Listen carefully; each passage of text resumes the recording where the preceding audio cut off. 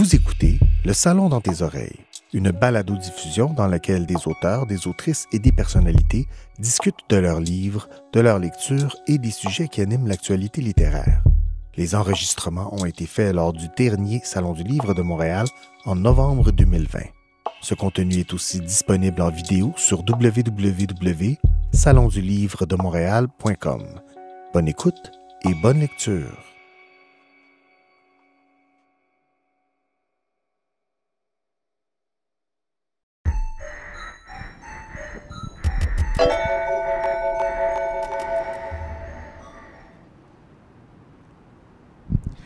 Bonjour à toutes et à tous. Mon nom est Annie Couetue-Gamo et on est aujourd'hui en direct du Salon du Livre de Montréal et pour l'émission spéciale en direct du Salon. Aujourd'hui, on va parler de finances et de pandémie, comment traverser la crise $1 à la fois, avec deux auteurs. Jean-Sébastien Pilote, bonjour Jean-Sébastien, auteur du livre La retraite à 40 ans, et Fabien Major, co-auteur du livre 99 trucs pour s'enrichir, spécial retraite. Bonjour messieurs, comment allez-vous? Très bien, merci. Super. Pierre-Yves McSween devait être des nôtres ce matin, mais malheureusement, suite à un imprévu, sa participation a été annulée. Pour ma part, je suis spécialiste en éducation financière, coach financier et surtout la fondatrice de Code F, une entreprise qui offre des solutions d'éducation financière et de coaching financier indépendants et innovants. Alors, comme vous le savez tous, nous vivons actuellement une période de pandémie où les répercussions financières de la crise COVID-19 ont des impacts importants dans le portefeuille des Québécois. Donc aujourd'hui, le Salon du Livre a voulu avoir un entretien avec Fabien Major et Jean-Sébastien Pilote pour qu'ils nous partagent leurs meilleurs trucs pour traverser la crise, $1 à la fois. Alors, messieurs, avant d'entrer dans le vif du sujet, j'aimerais que vous posiez la question qu'on pose à tout le monde. Comment ça va à cause de la pandémie? Ça va mieux que prévu, ça va mieux que je pensais. Et puis, merci. J'espère que c'est de même pour vous. Oui, super. Et toi, Jean-Sébastien, vous m'avez dit que votre conjoint, dans le livre, vous le dites aussi que votre conjoint avait la pandémie, avait eu le coronavirus au début. Fait que ça se passe comment pour vous? Présentement, ça se passe très bien. Okay. Elle a été infectée en début de pandémie. Ça fait déjà plusieurs mois de ça. Puis maintenant, tout le monde va bien. Puis je pense que c'est le meilleur moment, justement, le confinement, le temps froid qui arrive pour lire des livres, des bons livres, puis peut-être faire un peu de ménage, de libérer des bébelles un peu dans sa maison. Oui. Et ses finances. Et ses finances, le ménage de ses finances aussi, oui. Et se diriger vers la frugalité, pourquoi pas? Pourquoi pas? Parfait. On entrera plus en détail dans le vif du sujet tout à l'heure. Mais tout à l'heure, je me suis présentée, j'ai dit qu'est-ce que je faisais. Puis j'aimerais vous laisser la parole à vous, messieurs, pour que vous présenter votre parcours et aussi votre livre. Donc, qui va commencer? Fabien ou Jean-Sébastien? Ça me ferait plaisir de commencer. Jean-Sébastien, allons-y. Alors, oui, j'ai 42 ans. Ça fait maintenant 3 ans que je suis officiellement retraité.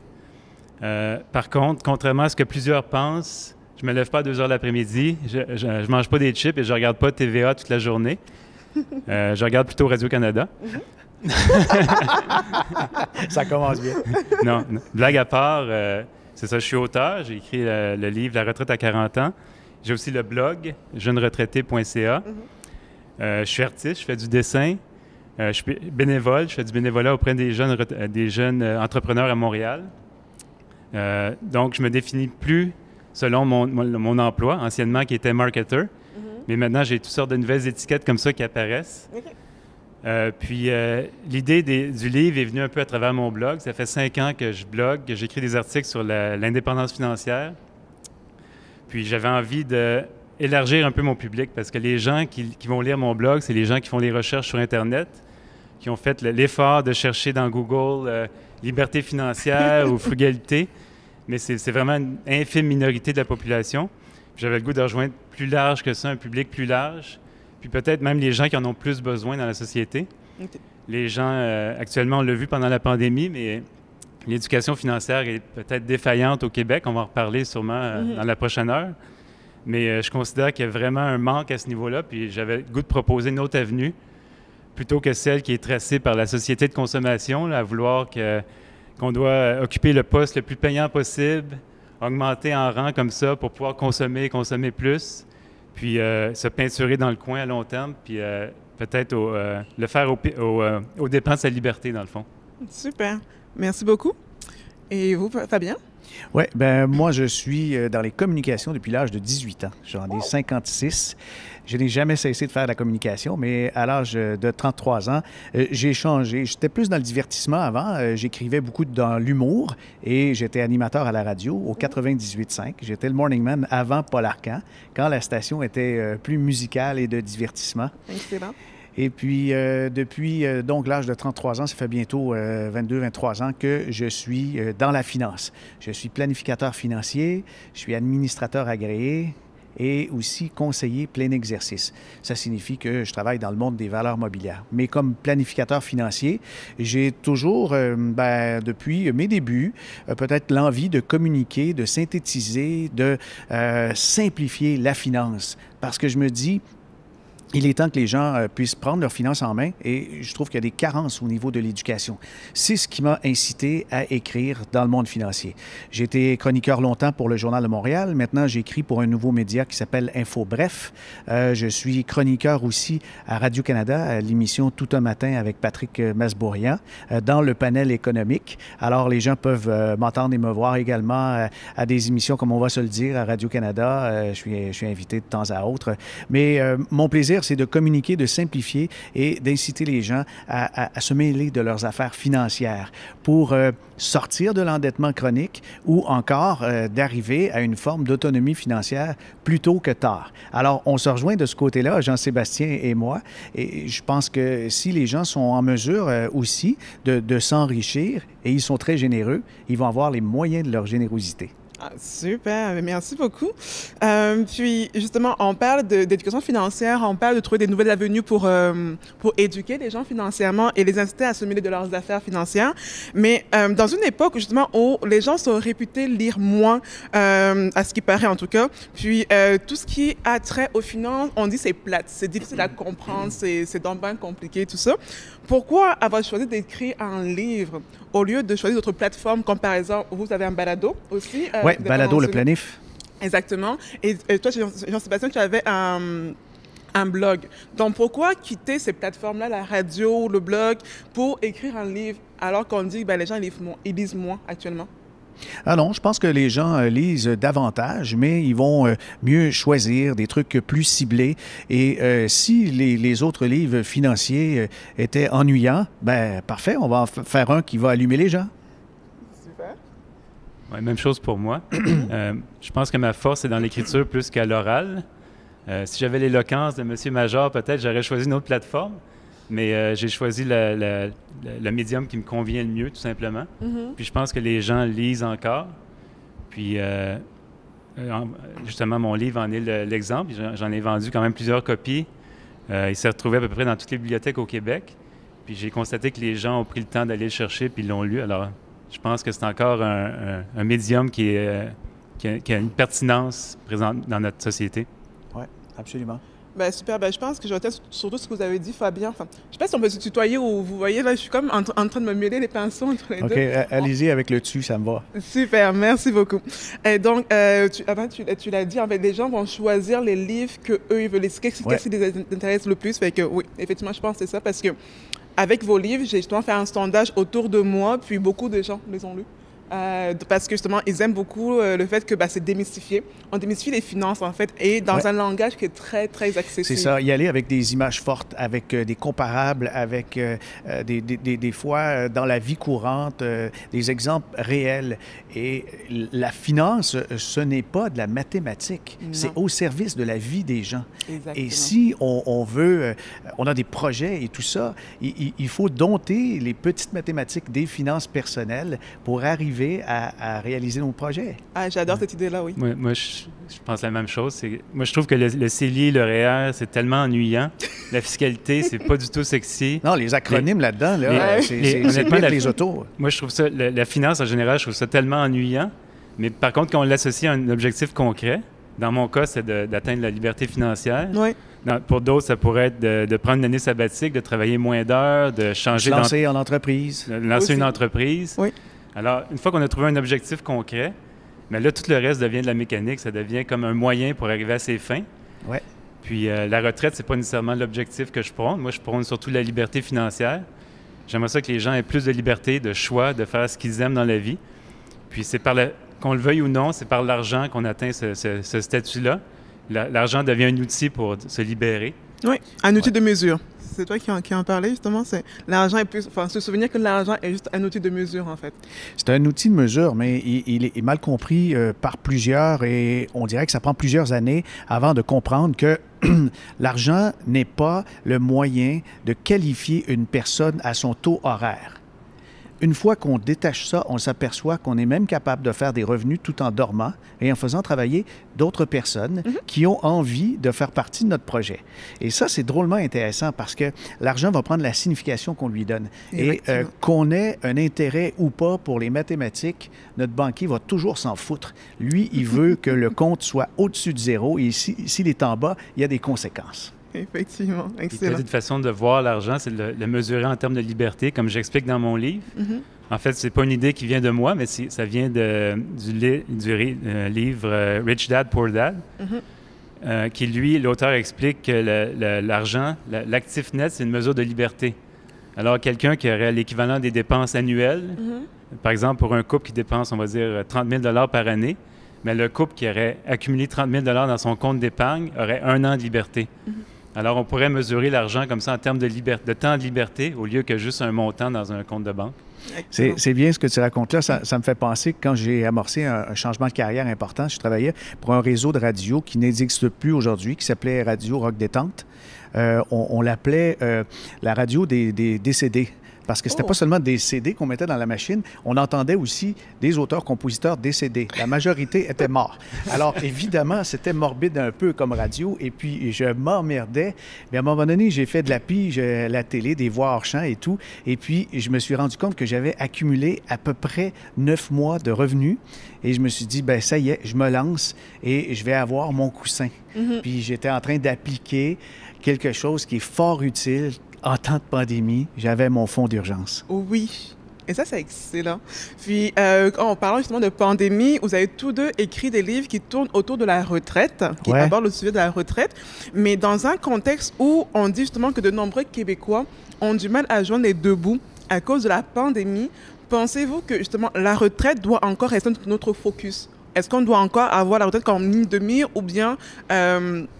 être plus en mode de survie? Comment est-ce que je fais pour survivre un jour à la fois quand mes revenus sont en fondu, qu'on soit entrepreneur ou bien employé, ou que j'ai bénéficié de la PCU, mais la PCU s'est terminée. Est-ce que la retraite de nos jours doit encore être un focus? Oui, vas-y. Mais je pense que le premier focus, c'est d'avoir un coussin d'urgence. Là, justement, la pandémie a exposé cette grosse lacune-là qu'on a présentement. Dans la fable que je cite souvent, mais la cigale et la fourmi.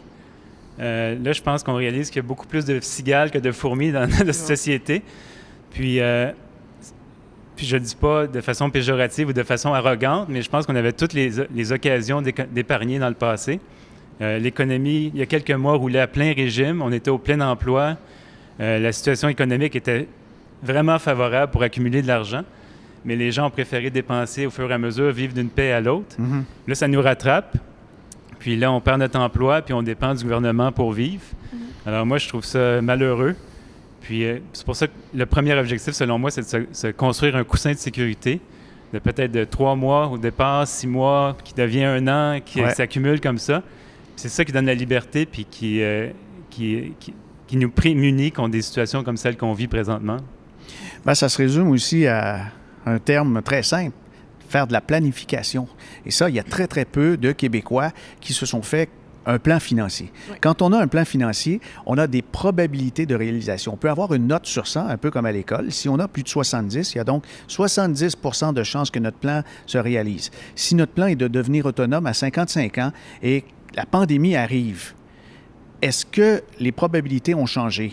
Pas du tout. Quand un plan est bien fait, il va inclure des scénarios catastrophes, y compris 3-4 années de crise économique, 3-4 années de mauvais rendement dans ces économies et des périodes où notre revenu peut en souffrir. Quand le plan financier est bien fait, on le consulte en temps de pandémie puis on se dit « Ah ben je suis pas si mal. J'ai bien géré mon endettement, j'ai bien géré mes économies. Là, il y a un coup dur. Quels sont les programmes gouvernementaux qui peuvent m'aider?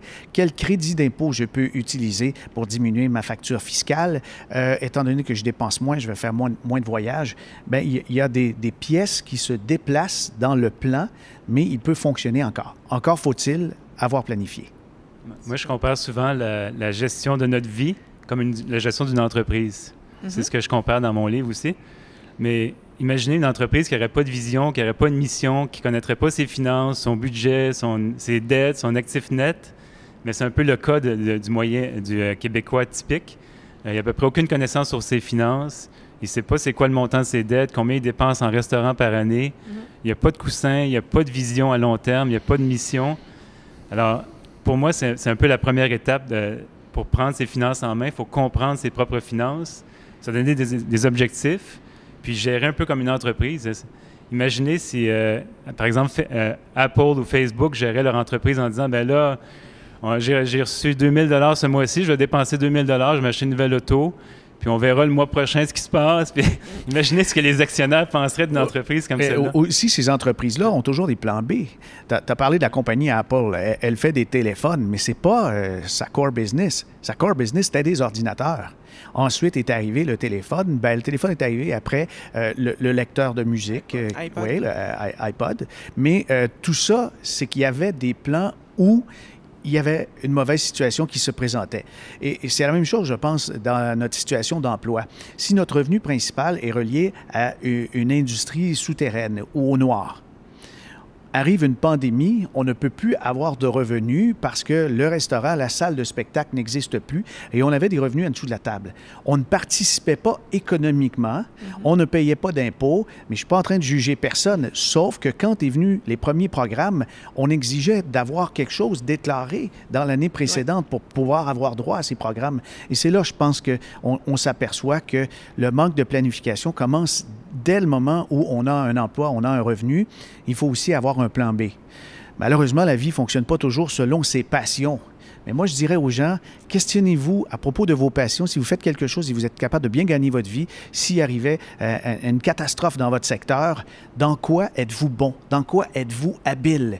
Et ça, je pense qu'on peut le développer. Chacun peut le développer et va avoir une source de revenus additionnelle à côté pour parer des situations comme la pandémie.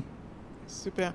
Mais justement, vous parlez beaucoup du fait que peu de Québécois, de Canadiens ont un plan financier. Ouais. Ce qui cause un peu la situation qu'on vit actuellement. C'est moins de 30 %. C'est ça. Mais à quoi c'est dû? Pourquoi est-ce qu'on ne pense pas à avoir un plan financier, que ce soit pour atteindre l'autonomie financière, ou bien pour la retraite, ou bien juste pour le lendemain? Pourquoi selon vous, est-ce qu'on n'a pas de plan financier? Bien, il y a beaucoup de procrastination. Et il y a aussi le fait que c'est pas intéressant.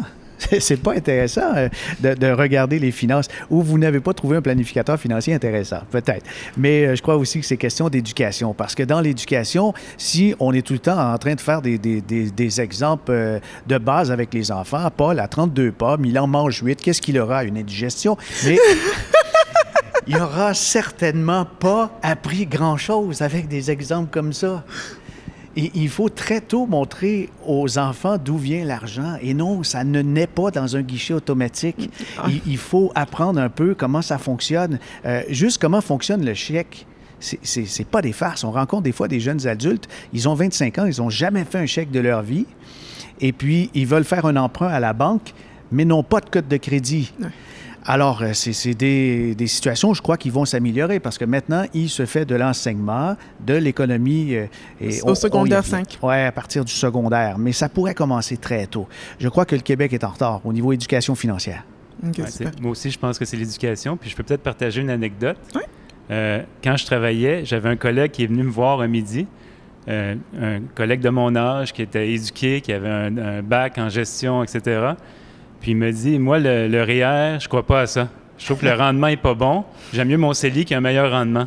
Alors pour lui, le REER, c'était vraiment le produit financier que son banquier lui avait vendu, qui générait, on va dire, 5 % par année, tandis que son CELI en faisait 7. Alors pour lui, le REER, c'était pas bon. Mais il n'avait pas compris que le REER, c'est une coquille vide, juste un compte dans lequel on peut mettre ce qu'on veut. Mais le gars était éduqué, il était intelligent. Puis, c'était juste... vraiment des lacunes au niveau de l'éducation. C'est des concepts de base comme ça qu'on ne comprend pas. Mais qui ne sont pas souvent expliqués. Toutes les publicités sont faites en fonction qu'on sait que veut dire l'acronyme CELI, alors qu'il faut répéter. C'est les 2 dernières lettres les plus importantes. Libre d'impôt. C'est un paradis fiscal. C'est un paradis fiscal qui est légal. En soi, oui. C'est scandaleux que les gens n'en profitent pas. Mais c'est vraiment l'éducation, c'est le manque de connaissances. Ou l'utilisent de travers. Ils l'utilisent de travers.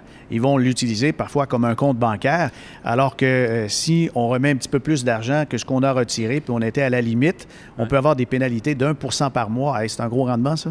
Ben c'est ça. Puis, justement, ce que j'aime beaucoup, c'est que tu dis justement, c'est pas une question de niveau d'éducation, c'est une question d'éducation financière, en fait. Parce qu'on peut être très éduqué, médecin spécialiste, enseignant, etc., mais ne pas savoir c'est quoi un CELI, c'est quoi un REER. C'est encore malheureux, ça. Puis peut-être le message n'a pas été actualisé aussi. De parler à des jeunes, des ados, de CELI, de retraite, peut-être à 65 ans, si tout va bien, c'est pas emballant pour personne. Non. Définitivement pas. Par contre, si on l'associe aux jeunes, on leur dit, ben là, peut-être que tu pourrais voyager, devenir nomade numérique, démarrer une entreprise. Alors là, c'est des choses qui parlent aux jeunes. Donc, je pense qu'il faut actualiser le message puis le rendre un peu plus sexy aussi. Oui. C'est vrai. Quand quelque chose ne fonctionne pas, il faut tout de suite regarder au niveau de la communication plutôt que de juger les gens. Si la communication n'a pas été bien rendue, ben il faut essayer autre chose. Et c'est le communicateur qui parle. et parfait. On parle justement beaucoup de plans financiers, de fait d'avoir une bonne planification, etc. Puis, Jean-Sébastien, dans ton livre, tu parles du conseil financier que ta conjointe et toi aviez rencontré et qui a en quelque sorte brisé votre rêve en le rendant quasiment inatteignable. Puis, on a en face de nous Fabien, qui est planificateur financier. Et Jean-Sébastien, encore une fois, tu dis que bien que tu aies beaucoup de respect pour la profession de conseiller financier, ils font partie d'un système, le dit système qu'il faudrait déjouer justement pour atteindre la liberté financière.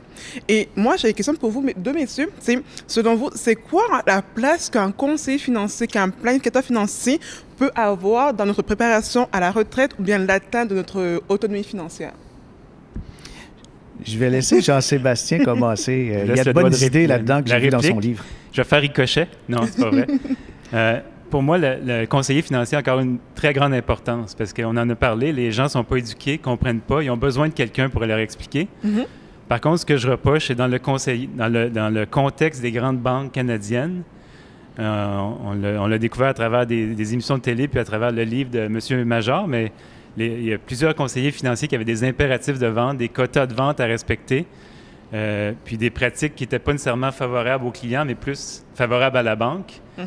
Alors, c'est un peu ça que je critique. C'est plus le fait que les conseillers financiers sont des fois des vendeurs à commission plus que des éducateurs. Ils ont un parti pris, il y a un conflit d'intérêts à ce niveau-là. Puis les gens arrivent au mois de février, pendant la saison des REER, qu'on appelle, qui n'existe pas vraiment, mais qui est la saison pour placer des investissements. Alors, ils arrivent à la banque, le conseiller financier leur présente un beau catalogue coloré avec des rendements, puis la personne va choisir celui qui a l'air le plus inspirant, sans savoir que c'est des produits qui rapportent des frais de gestion aux conseillers, puis qui sont souvent les plus payants pour la banque. Alors, je ne critique pas nécessairement la profession de conseiller financier, parce que je trouve que c'est des gens qui ont d'ailleurs plus de connaissances que moi. Moi, je n'ai jamais prétendu être un expert dans rien, mais c'est des gens qui ont des connaissances, mais peut-être ceux qui sont indépendants ont plus de crédibilité. C'est ce que je dis dans le fond. Super. Ben, de mon côté, c'est sûr que je peux ne pas être en désaccord avec ce que Jean-Sébastien vient de dire. J'ai fait un livre sur le sujet, sur le fait que le consommateur peut être mêlé un peu, mais s'il s'aperçoit au fil du temps qu'on l'a trompé, qu'on l'a dirigé vers des produits qui sont lucratifs pour l'institution, il se sent blessé et sa confiance est atteinte.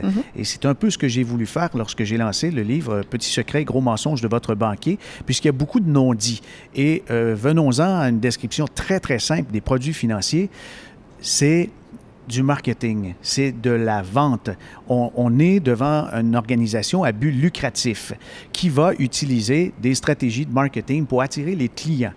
Mais quand une personne a un besoin financier, il faut que de l'autre côté, le professionnel ait vraiment à cœur l'indépendance, l'objectif, puis est en mesure d'écouter le besoin et de s'adapter aux besoins et non pas d'avoir tout le temps le même coffre d'outils prêt et de pousser les produits qui vont favoriser l'atteinte d'objectifs qui peuvent se concrétiser en télé à écran plat, en voyage dans le sud quand on pourra y retourner.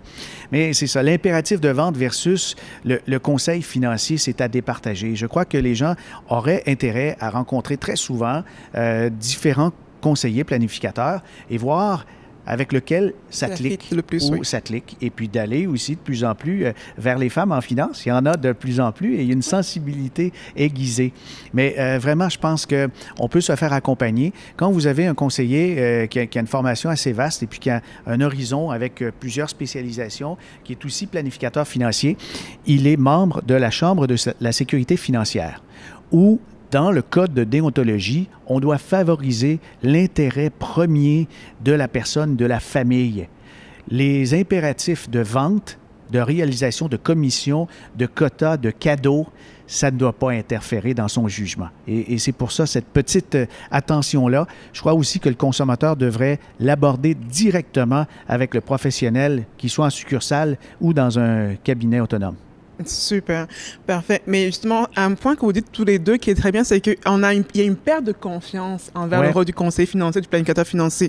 Et puis, il n'y a pas que dans le livre de Jean-Sébastien qu'on parle de ça, le fait que le conseiller financier, il n'est plus vu comme un conseiller, mais plus comme un vendeur uniquement. Puis, les gens, justement, n'ont pas de plan financier parce qu'ils n'ont plus confiance en le rôle du conseiller financier et ne vont plus le rencontrer. Ils ne veulent pas se faire vendre des choses. Exactement. Mais pensez-vous qu'on puisse s'en sortir financièrement, surtout en temps de crise, sans conseiller financier, sans planificateur financier? Wow! Moi, je pense que c'est beaucoup, beaucoup de travail parce que, un peu comme vous me dites, est-ce qu'il est possible que je me bâtisse une maison neuve sans architecte? Je vous dirais oui, mais vous allez gosser pas mal, hein? Parce qu'il y a des choses à respecter. Il y a les cadres légaux, il y a la géologie, il y a les matériaux pour les intempéries, etc. C'est un peu la même chose avec les finances d'une famille. Quand on est seul, on est célibataire et on a une situation assez simple, des revenus, des dépenses, je pense qu'il y a beaucoup d'outils pour simplifier la gestion de ses finances.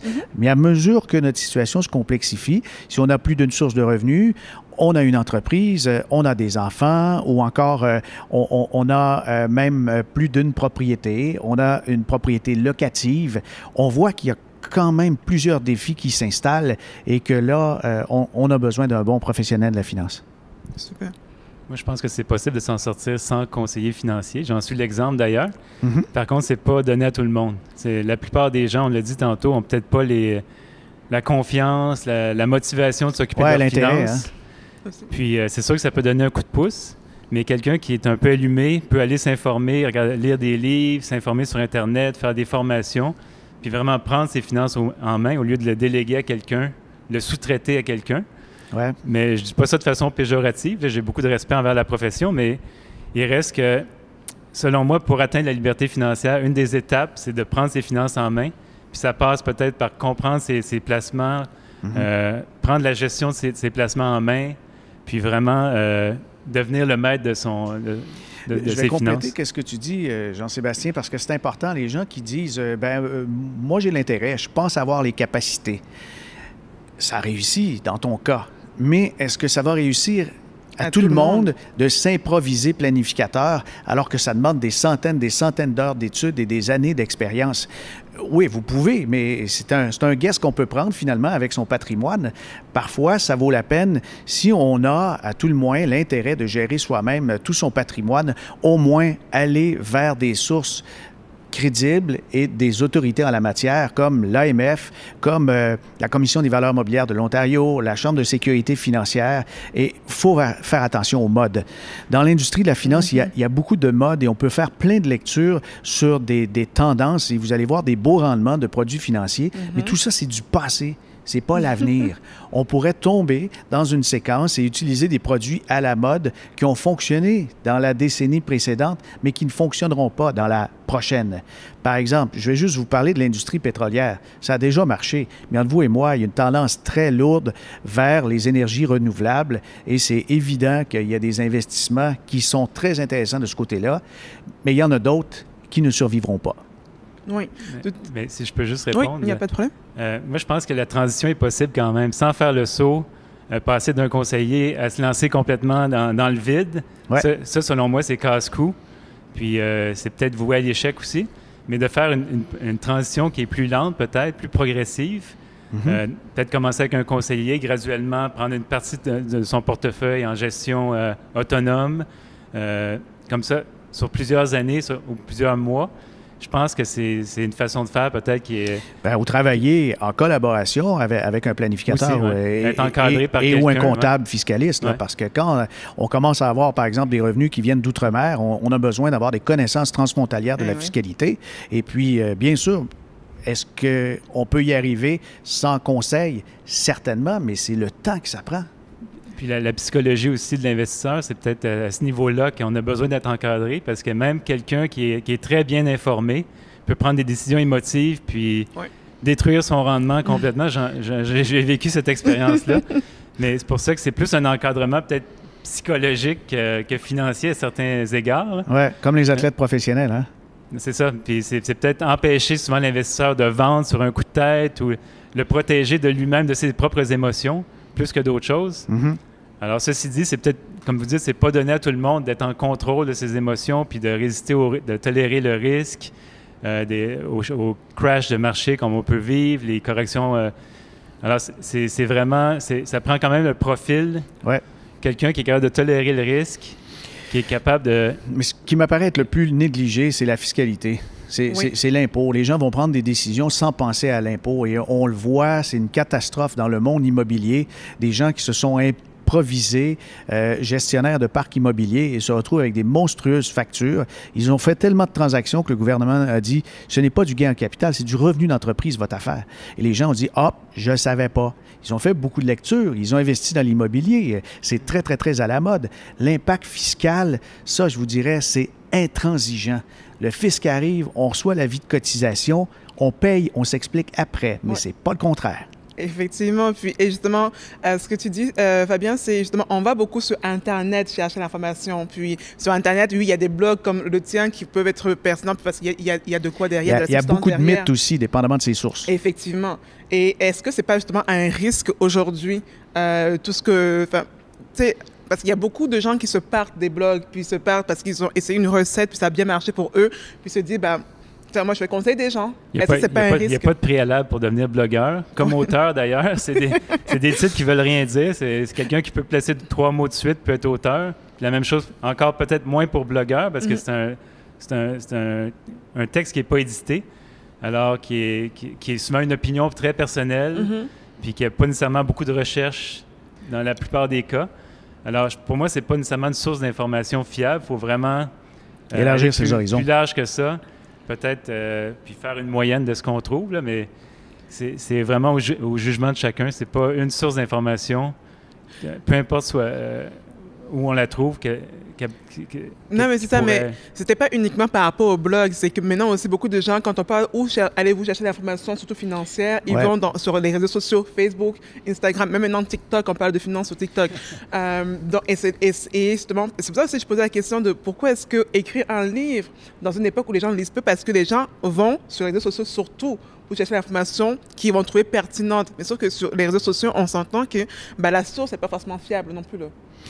Des fois, c'est beaucoup des mythes où on va répéter ce qu'on a entendu. Des fois, on va transformer aussi le message.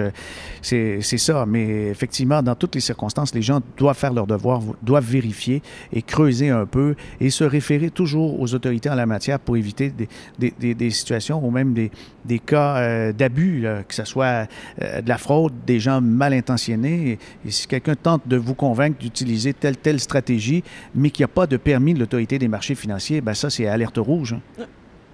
Tout à fait. Et justement, quelque chose qui revient beaucoup dans l'échange qu'on a ce matin, c'est le fait que il y a la méconnaissance financière. On manque d'éducation financière, justement.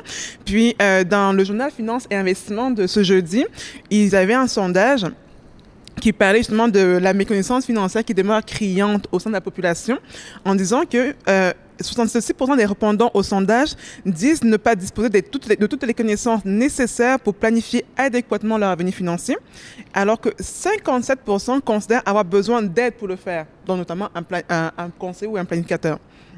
Puis sachant aussi que novembre est le mois de la littératie financière et que 2020 marque la 10e année du mois de la littératie financière au Canada, ce mois demeure encore très peu connu par les Québécois, par les Canadiens. Et donc, par monsieur, madame, tout le monde, en fait, à part les experts des finances, je pense que Fabien, tu le connais assez bien, ce mois-là. J'aimerais vous entendre sur ce point-là. Premièrement, en fait, vous l'avez un peu dit, c'est quoi l'impact, selon vous, de ce manque de connaissances, de littératie financière de la population sur leur santé financière en général, surtout en temps de crise, comme on peut le voir là? Qui se lance? Je peux commencer, oui. L'impact est sur tous les aspects de sa vie. Je pense que la finance, elle ne se limite pas juste au portefeuille. C'est son bonheur, c'est sa vie familiale, sa vie affective. Je pense que ça a une incidence sur tous les aspects de sa vie. Puis, ce qui arrive, c'est qu'on vit dans un monde où on est exposé à 3000 à 4000 messages publicitaires par jour. Puis, consommer, c'est la chose la plus facile à faire au monde. On est toujours sollicité, il y a toujours quelque chose à acheter. Avec nos téléphones, on peut acheter à toute heure de la journée. Alors, consommer, c'est devenu la culture, dans le fond. Oui. Puis, à l'inverse, il n'y a pas de contrepoids. Il n'y a pas à part quelques blogs ou quelques livres qui présentent l'inverse. C'est-à-dire de se monter un coussin financier, comme on en parlait tantôt, d'avoir la liberté de choix pour ne pas être enchaîné à un banquier, être enchaîné à son hypothèque, à des produits financiers, à son employeur. Alors, la plus grande conséquence, selon moi, c'est qu'on est enchaîné. Le manque de connaissances en finances financières cristallise notre vie. Alors, ça nous empêche de changer de carrière, ça nous empêche de faire ce qu'on aime vraiment dans la vie. Puis, pour moi, c'est un peu ça mon combat. C'est ce que je prône dans mon livre. Ouais. J'ai envie de vendre l'idée de la liberté aux Québécois. Super.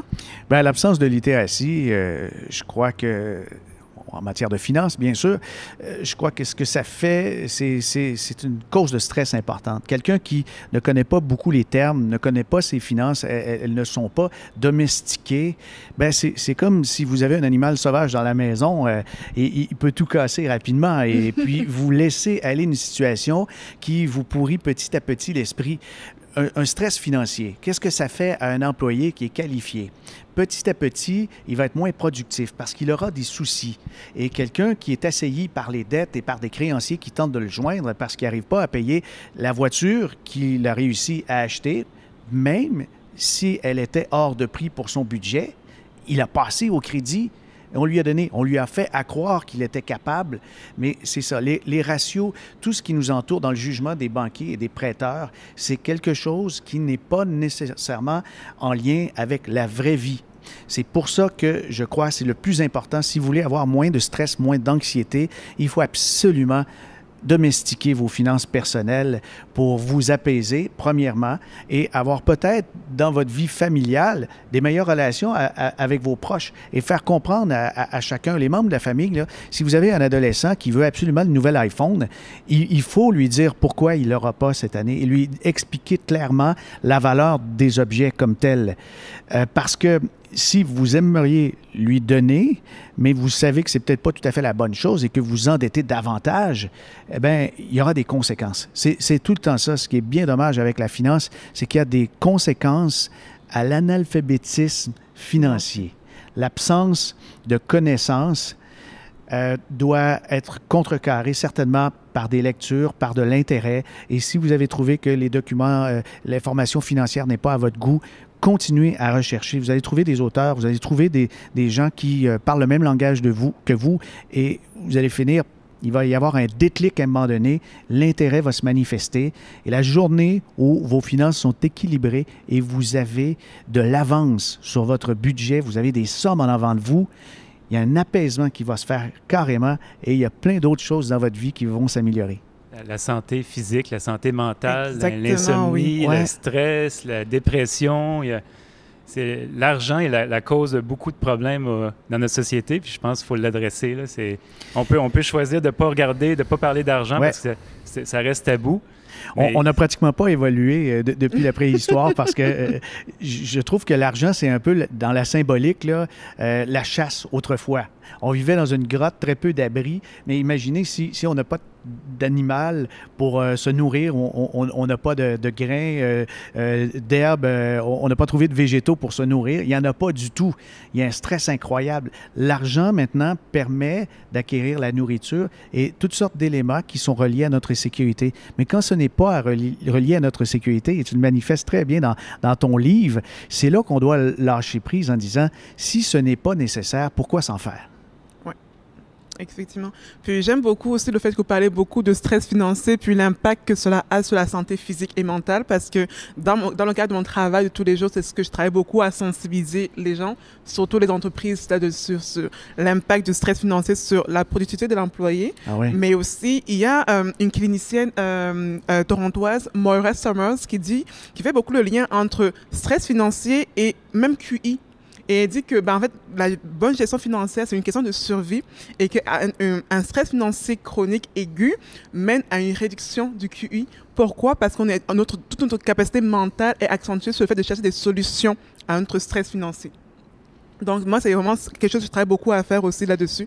C'est sensibiliser les gens sur le stress financier puis les impacts que cela a sur la santé physique. En fait, sur le bien-être global, en fait. Alors, je suis certain qu'il y a des manifestations physiques, même apparentes. Quelqu'un qui est très stressé financièrement, on va voir des fois, c'est une personne qui est instable, elle est très nerveuse, elle peut avoir des sueurs froides par moment et tout ça. Et ça s'apparente à la peur. Oui. Mais oui, c'est la peur de ne pas arriver à la fin du mois. Exactement. Tout à fait, oui. Et justement, parlant de stress financier et sachant qu'on est en pleine pandémie et que le thème de ce beau panel est quand même « Veut pas traverser la crise $1 à la fois », je voulais savoir justement, dans vos livres respectifs, quelles sont les astuces que les Québécois, bien ceux qui nous suivent, pourraient mettre en application dès maintenant pour justement traverser la crise $1 à la fois? Mais selon moi, la première étape, c'est de prendre ses finances en main. Ça fait une demi-heure qu'on en parle, mais c'est vraiment ça le nerf de la guerre. C'est de comprendre, de se faire un petit budget. C'est pas compliqué, là. C'est pas de la science nucléaire. C'est juste d'ouvrir un fichier Excel, documenter ses dépenses à la fin du mois ou même sur une feuille de papier. La même chose avec son avoir net. Mesurer ses actifs moins ses passifs. Ça donne un peu la vision d'ensemble. Où on est rendu? Est-ce qu'on est endetté? Est-ce qu'on dépense trop à certains endroits? Donc ça, c'est le point de départ. Puis ensuite de ça, c'est de trouver un objectif concret. De dire, un peu comme une vision, une mission d'entreprise, mais de dire, dans 5 ans, dans 10 ans, je me vois là. J'aimerais accumuler, on va dire, 50 000 $ pour tel projet, pour acheter une maison ou quoi que ce soit. Donc, associer un objectif concret. Puis après ça, tout ce qui est entre les deux, selon moi, c'est de la mécanique, là. C'est quand on est vraiment motivé à atteindre quelque chose, d'épargner, de réduire ses dépenses, ça devient naturel, ça devient un mode de vie. Puis c'est pas un sacrifice qu'on fait, c'est vraiment, ça devient un geste naturel. Puis dernièrement, pendant la pandémie, le taux d'épargne au Québec est passé de 6 % à 20 %, je pense, quelque chose comme ça, au courant de l'été. Donc ça prouve que les Québécois sont capables d'épargner. C'est pas une question de capacité, parce que même le Québécois moyen qui fait 40-45 000 $ par année se trouve dans les 5 % des plus riches sur la planète. Oui. Alors souvent, on casse du sucre sur le dos du fameux 1 %. On leur donne tous les torts possibles en disant qu'ils exploitent la planète, ils détruisent l'environnement, ils exploitent les pauvres travailleurs.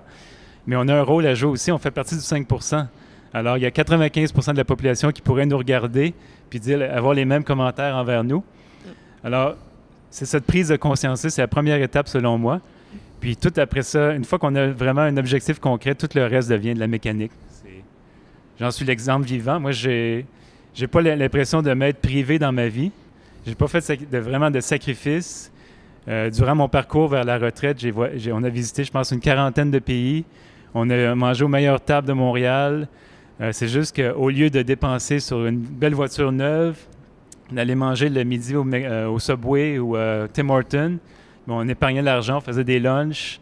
Puis c'est toute cette épargne-là qui nous a permis de vivre des expériences plutôt qu'accumuler des bébelles.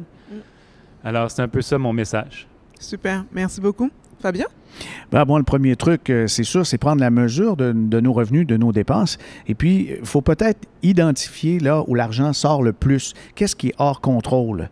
Alors, si jamais vous n'êtes pas familier avec les tableaux Excel, vous pouvez très bien aller sur le site Internet de l'ACEF, les associations d'économie familiale. Vous allez pouvoir télécharger des petites grilles budgétaires et faites l'effort, au moins une fois l'an, d'inscrire vos dépenses, combien vous dépensez en épicerie. Les restaurants, ben, on oublie ça, hein?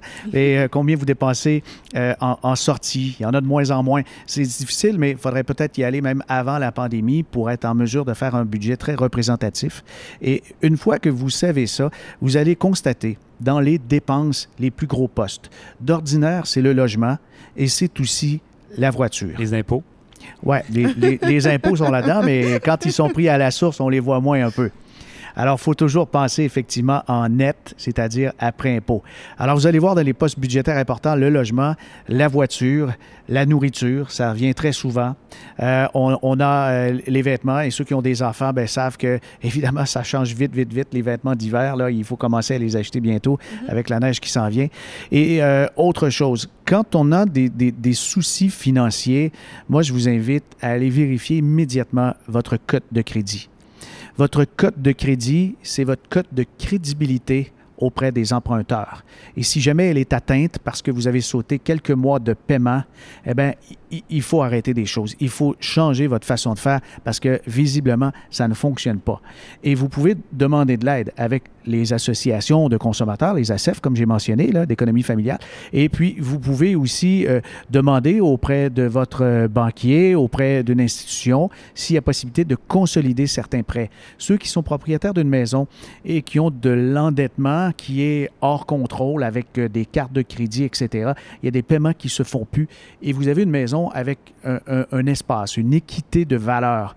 Vous devriez certainement demander un prêt de consolidation pour réussir à diminuer le poids de la dette. Sur carte de crédit, on a des taux qui excèdent souvent les 20 % et en ce moment, on trouve des hypothèques en bas de 2. Alors, si on est capable de concentrer nos emprunts dans l'hypothèque, et puis, de grâce, diminuer le plafond de dépenses sur vos cartes de crédit, si c'est ça le problème. Et c'est aussi un problème, même en temps de pandémie, parce qu'il y en a qui ont la livraison facile. Hein? Ils se font livrer toutes sortes de bébelles, tout ce qui leur passe par la tête. Il y a tellement d'annonces sur les réseaux sociaux qu'on se trouve des nouveaux besoins. Et ce qui est le fun, c'est que le livreur est rendu à la maison le lendemain. Là. Alors, il faut changer des façons de faire si on veut avoir des résultats différents. Et puis, bien sûr, lisez beaucoup, intéressez-vous et déterminez des dates dans votre agenda. Jean-Sébastien a parlé d'objectifs, mais un objectif, s'il n'est pas découpé en plus petits objectifs, parfois, on le néglige. Alors, dans l'agenda, vous pourriez faire, par exemple, si vous voulez vous sortir du pétrin financier, chaque vendredi matin, vous consacrez 1 heure à votre dossier de finances personnelles pour mettre les choses en ordre. Et ça ne peut pas se faire dans un seul événement.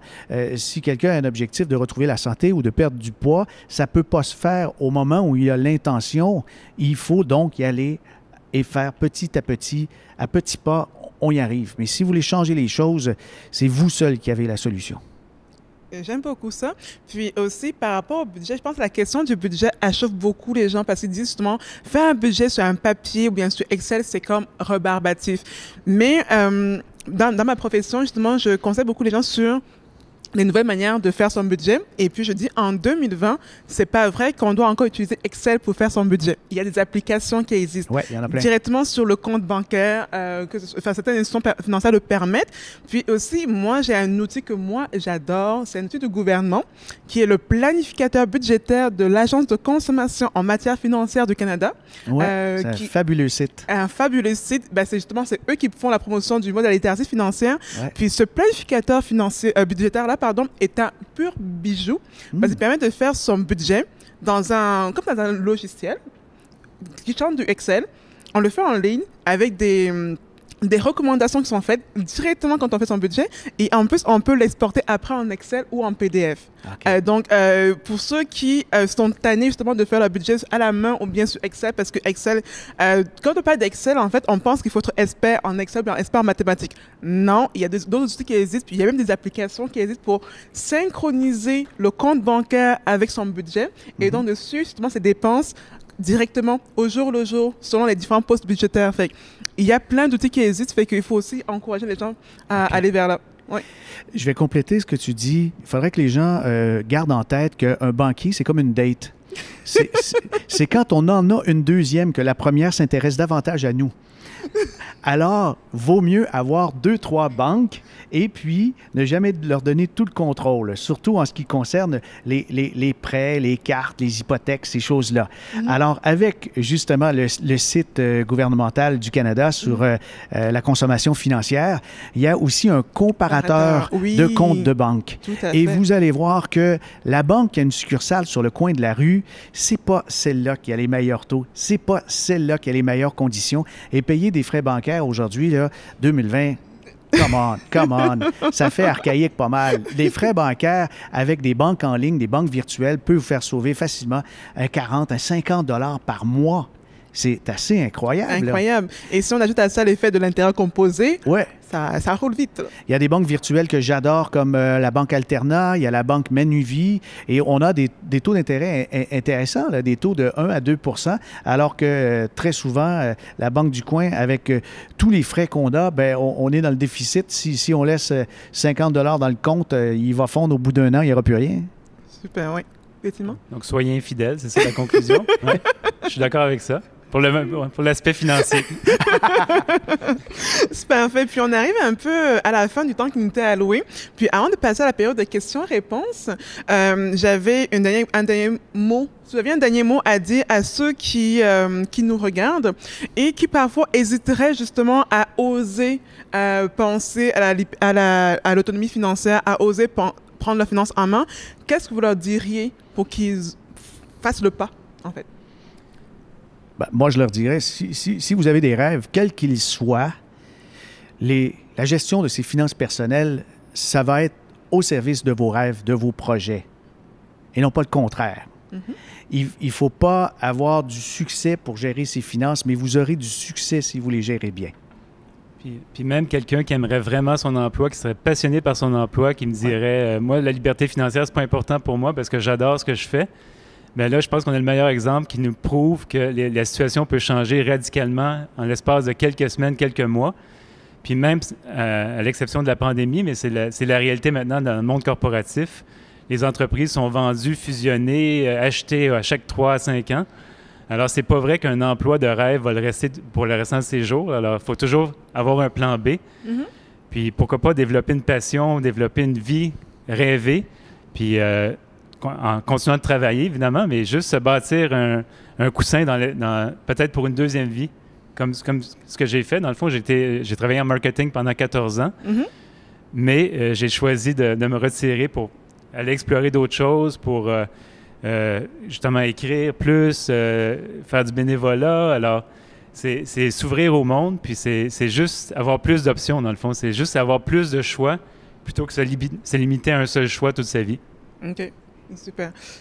Je pense qu'on a comme un petit problème avec les questions-réponses, fait que j'ai encore plus de questions pour vous. Oui. Quand moi, j'anime des ateliers en entreprise ou auprès des particuliers, une question que je pose toujours, c'est un peu comme un tableau de vision. Dans un monde idéal, on a parlé tantôt d'absence de plan financier au sein de la population, on a parlé de méconnaissance financière, etc. Qu'est-ce qu'il faudrait qu'il existe, ou bien qu'il soit fait, que ce soit au niveau individuel ou au niveau de la société en général, pour inciter les gens à prendre leurs finances en main, les inciter à passer à l'action en termes de santé financière? Sans dessiner le monde de demain, là, qu'est-ce qu'il faudrait faire? Ben, il me semble que ça devrait faire partie de l'éducation carrément et intégré dans les mathématiques. Intégré dans les mathématiques, mais aussi de faire un pont entre toutes les autres matières dans l'enseignement pour que les jeunes s'aperçoivent rapidement que lorsque les finances personnelles sont bien gérées, on arrive à réaliser beaucoup plus de choses dans sa vie familiale, dans sa vie professionnelle. Alors, si on intégrait très tôt les mathématiques financières, les finances personnelles, la gestion du budget, tout ça, on verrait de grands changements. Il faudrait que ça fasse partie de l'éducation, même à partir de la petite enfance. C'est ça. Par contre, il y a le cadre académique, ouais. Puis il y a le cadre familial. Bien sûr. Là, on n'est pas là au niveau académique, mais on est encore moins là au niveau familial. Donc, c'est sûr qu'on peut l'enseigner à l'école, Mais je suis encore un peu pessimiste à ce niveau-là parce que je me dis que le plus grand modèle pour les enfants, c'est ses parents. Puis de voir des parents qui sont endettés à 175 %, qui ont 23 000 de dettes de consommation en moyenne présentement. Alors ça, c'est l'exemple que l'enfant va suivre avant peut-être les cours qu'il va suivre à l'école. Alors, honnêtement, je n'ai pas de solution. Je pense que ça va se faire graduellement. Mais peut-être que les gens vont prendre conscience avec des pandémies comme celle qu'on vit présentement, de la précarité. Ouais. Puis, je suis peut-être pessimiste, mais je pense que c'est quand les gens vont être confrontés à des défis, des obstacles sérieux, que c'est juste à ce moment-là qu'ils vont changer leur façon de vivre. Dans la conclusion de Petits secrets et grands mensonges de votre banquier, j'ai interrogé certaines personnes justement pour arriver comment on pourrait avoir un monde financier un peu meilleur au Canada, l'améliorer. Et Gérald Filion de l'émission Zone Économie avait une belle phrase. Lui, il souhaitait que les banques cessent d'encourager l'endettement, mais encouragent davantage l'épargne. Et si on sentait tout ce mouvement-là, au lieu de favoriser les hypothèques, favoriser les cartes de crédit, qu'on favorise davantage l'épargne, déjà on marquerait des grands points et je suis bien d'accord avec. Mais est-ce que c'est réalisable? Eh bien, c'est un grand souhait, c'est vrai, parce que ce sont des machines à but lucratif, mais pour le très, très long terme, une institution financière qui mise sur l'épargne avant l'endettement va gagner en crédibilité à mes yeux. Super. Puis, ça tient vers la fin. Puis, j'avais comme une petite question aussi pour toi, Fabien. On a parlé tantôt, oui, d'importance du conseiller financier de nous aider. Puis, une image aussi, c'est que on pense qu'aller voir un planificateur financier, donc il y a le titre de l'Institut québécois de planification financière qui peut nous aider à faire une planification financière complète, ça coûte cher. Et ou bien c'est pas accessible à monsieur, madame, tout le monde. Or, pour avoir un plan financier en bonne et due forme, ça prend un planificateur financier. Donc, est-ce que monsieur, madame, tout le monde peut venir rencontrer quelqu'un comme toi? Bien, regardez, on va souvent travailler en termes de famille. En tout cas, dans notre cabinet, on travaille des familles. Il y a des enfants adultes dans la famille, etc. Et souvent, c'est comme ça que le planificateur va travailler. Il va prendre la famille dans l'entièreté, il va faire connaissance avec les enfants et les petits-enfants, et toute la famille va bénéficier, justement. On n'a pas toujours besoin d'un plan financier en 5 volumes avec la fiscalité d'entreprise, la transmission de la succession et tout ça, là, parce que ça va aussi loin. Mais des fois, une personne pourrait avoir son plan budgétaire, un plan de retraite et un plan en cas de décès ou maladie. Et déjà, c'est partiel, mais ça fait déjà un très, très, très bon travail. Il y a des planificateurs qui vont travailler à honoraires pour faire ces documents-là, mais la majorité vont travailler lorsqu'on leur donne la gestion d'une partie de leur patrimoine, que ce soit les protections avec les assurances de personnes ou que ce soit le REER, le CELI. Mais tout ça, ça se discute. Il y a vraiment beaucoup, beaucoup de souplesse. Super. Mais dans ce que je retiens de ce que tu avais dit tantôt, c'est d'interviewer plusieurs planificateurs, plusieurs conseillers, puis de trouver celui avec lequel il y a le plus grand fit. C'est ça que je retiens aussi? Oui, mais également d'y aller avec la facilité de communication que vous avez avec la personne et on va dire en bon français, quand il y a un fit, là, quand on voit qu'il y a un complément dans les personnalités, vous entendez bien avec cette personne-là et puis elle écoute, elle est attentive à vos besoins, bien, c'est déjà un gros plus. Super. Donc, encore une fois, là, on tire à sa fin. Donc, est-ce que vous auriez un dernier mot à dire pour ceux qui nous regardent avant qu'on arrête l'émission? Dernier mot, je pense qu'on a vraiment fait le tour. C'est prenez vos finances en main, faites-vous un plan, trouvez des objectifs qui vous emballent, quelque chose, une vision, une mission, quelque chose qui pourrait vous passionner, une deuxième vie, une entreprise que vous aimeriez démarrer. Puis une fois que vous avez l'objectif concret, mais après ça, optimisez votre budget. Il y a plein de dépenses qui sont faciles à couper, en commençant par l'auto, le café matinal chez Tim Hortons, les abonnements qu'on a. Couper dans les dépenses, c'est la chose la plus facile. On met tellement d'emphase sur les revenus dans notre société. La plupart des livres sur les finances proposent des avenues pour arriver à la richesse le plus vite possible. Mais on oublie le volet dépenses, qui est une victoire beaucoup plus facile à aller chercher, selon mon expérience. Alors, focussez là-dessus, Puis soyez heureux, soyez infidèles, comme disait M. Major. Financièrement. Ouais. Ben, moi, je dis, la pandémie nous a fait réfléchir à l'importance d'avoir un fonds d'urgence. Eh bien, il faut toujours le garnir pour avoir 6 mois, 1 an devant soi en économie au cas où les choses tournent mal.